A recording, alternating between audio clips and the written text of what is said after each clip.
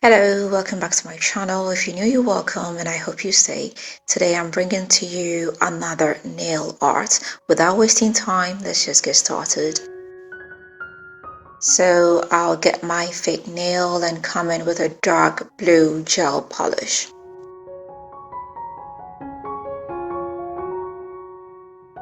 Since I want the color more vivid, I'll come in with a second coat.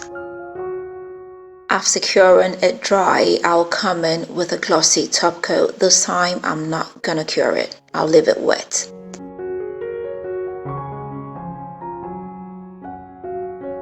Now using a very fine brush, I'll come in with drops of white gel polish. I'll just, make dots on the wet polish. Afterwards, I'll go ahead and cure it. Now I'll come in with a pink gel powder. I'll just rub it on top of the white area. And finally, I'll come in with a glossy top coat. So yes, this is it, and as you can see, it was so easy to make. I hope you do give this a try. If you've not subscribed, please don't forget to hit the subscribe button. Don't forget to share this with family and friends, and don't forget to leave me that big fat thumbs up.